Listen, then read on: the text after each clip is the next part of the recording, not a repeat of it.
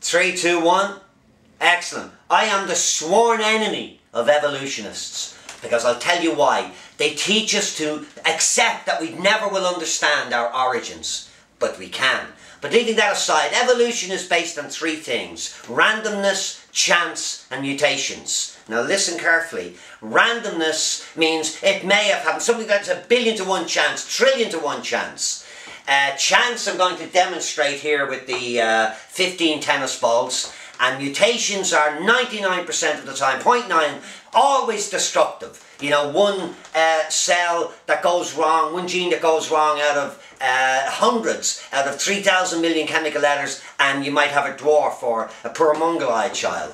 So chance cannot build a human being, randomness cannot build a human being, and mutations cannot build a human being. And that's the facts, folks. So I'm going to demonstrate something to you about chance.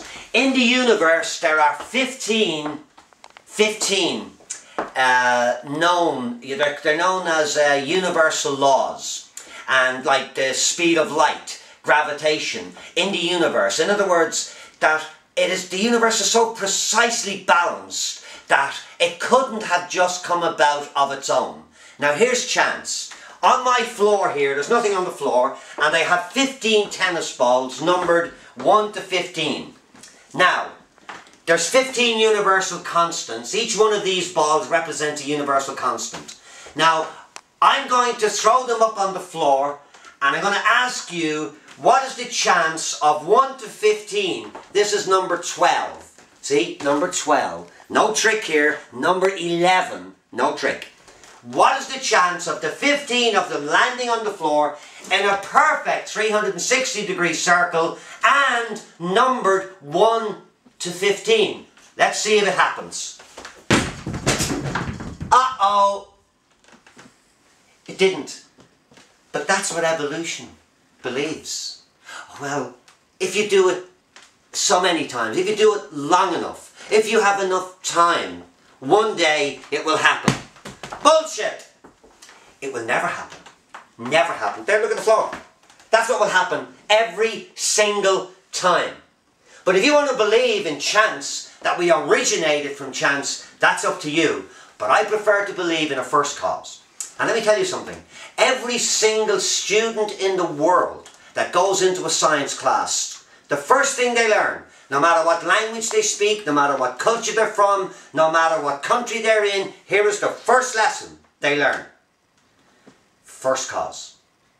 There is always a first cause to everything. Cause and effect. Why are those balls lying randomly on the floor? Because somebody put them there. First cause. Now in evolution, they ask us to believe that the chemicals somehow, somewhere, someday came together to produce oxygen. Now when you realise what H2O is and the complexity of it and the abundance of it on our planet and how photosynthesis makes oxygen, what we breathe in and what the plants and trees breathe out, and as each night we go to sleep we travel 958,000 kilometres. So when you wake up, you've been on a huge trip. You have travelled silently and quietly around the sun 958,000 kilometres, never losing a second. Century after century, never moving an inch out of orbit. Century after century. How does that happen? Century after century, millennium after millennium. So when you go to sleep and you wake up, you've travelled 958,000 kilometres, but it doesn't end there. As it was travelling in its elliptical orbit, it was also rotating every 24 hours. Every 24 hours it rotates. Night, day. You've heard the expression, as sure as night and day. What's making it rotate as it spins? These are the questions that when people are ill they begin to ask themselves. But when they're happy and going along with their lives, most people are too busy to think about the nonsense and the ridiculousness that evolution is. Evolution has hoodwinked millions of people, and on this week's magazine, I show this National Geographic A 4 million-year-old woman. Bullshit.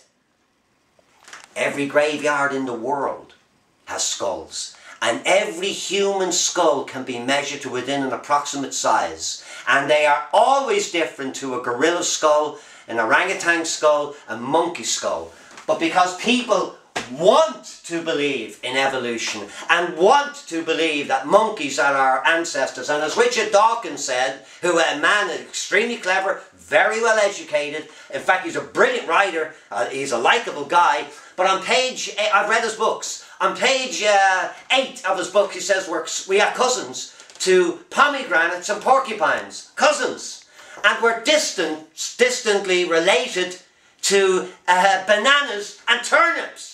Now, I kid you not, Richard Dawkins, a professor in Oxford, who has more awards to his name than the Muhammad Ali.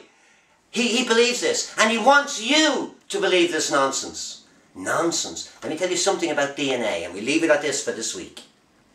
DNA is like a stamper.